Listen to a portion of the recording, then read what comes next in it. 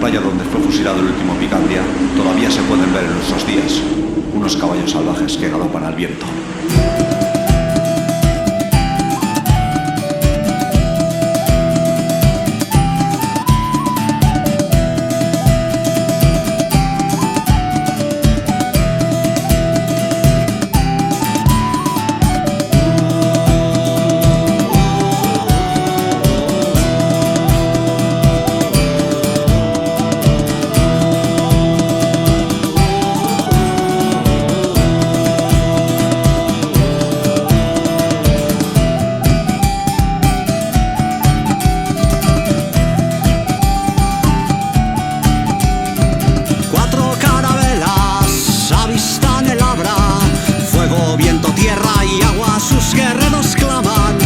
Sus manos portan la última esperanza, como el ritmo de un tambor suena cada bala.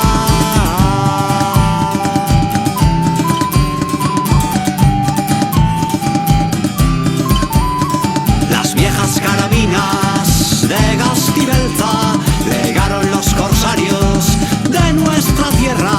Las viejas carabinas de Gastibelza legaron los corsarios de nuestra tierra.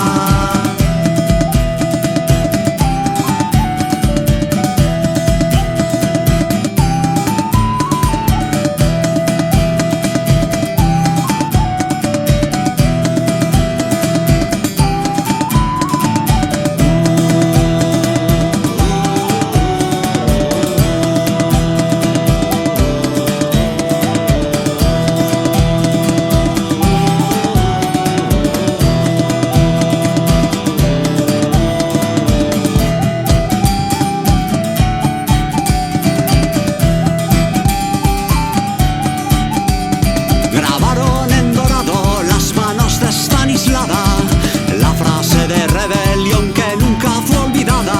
Disparan hacia el sur, sus hijos en las montañas, un cabalgar salvaje